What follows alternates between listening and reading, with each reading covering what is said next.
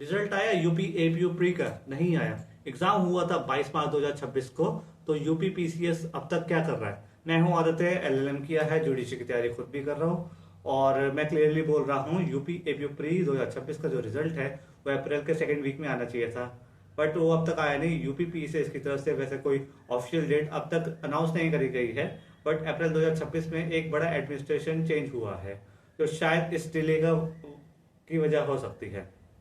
अगर हम देखें तो यूपी एपीयू प्री का एग्जाम है वो 2026 22 मार्च को हुआ था, और रिजल्ट का जो एक्सपेक्टेशन है वो अप्रैल सेकेंड वीक और 2026 को था, बट रिजल्ट अब तक आया नहीं है। और जो कोई भी ऑफिशियल डेट भी नहीं दी गई यूपी पीसीएस द्वारा कि हम इस दिन आपको रिजल्ट देंगे। तो और एपीयू का जो पेपर है वो जो मेंस का है वो 28 जून 2026 को फिक्स है।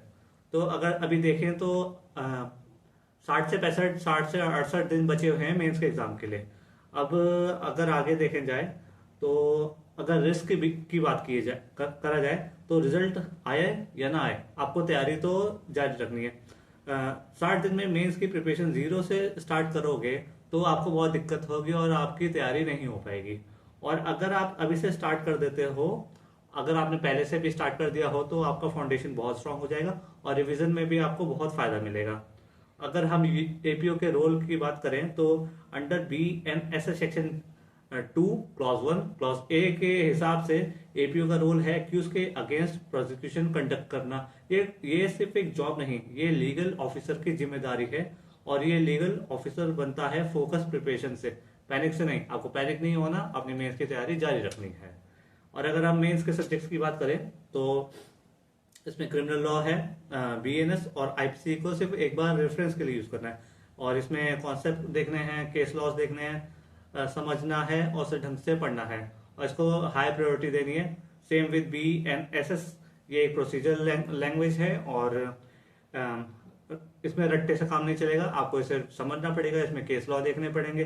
फिर आता है एविडेंस एक्ट जो है बीएस है, इसमें आपको सेक्शन देखना पड़ेगा, इलस्ट्रेशंस देखने पड़ेंगे, लॉजिकल अंडरस्टैंडिंग देखनी पड़ेगी।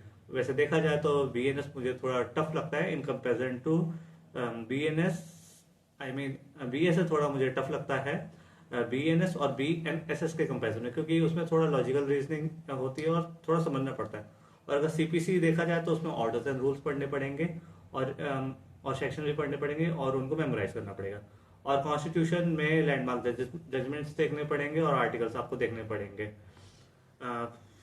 टेलीग्राम ज्वाइन करो, डेली वेयर एक्ट एमसीक्यूज और बीएनएसएस और एविडेंस एक्ट के नोट्स में वहां डालता रहता हूँ। मेंस की आंसर राइटिंग भी वहीं पे आपको मिल जाएगी, वो भी बिल्कुल फ्री। लिंक मैं इसका डिस्क्रिप्शन में डाल दूंगा। बुक लो, यूपी एपीओ मेंस के लिए बेस्ट बुक में डिस्क्रिप्शन में डाल दूंगा, वो आप लो। आपको कोई एक्स्ट्रा चार्ज नहीं लगेगा बुक लेने में, बट मुझे एक सपोर्ट मिलेगा कमीशन के द्वारा। आज एक सब्जेक्ट उठाओ, बीएनएसएस सेक्शन 2 से स्टार्ट करो, सिर्फ 30 मिनट्स दो। फाउंडेशन तब बनता है जब आप स्टार्ट करोगे, रिजल्ट आने का वेट मत करो और अपनी तैयारी जारी रखो।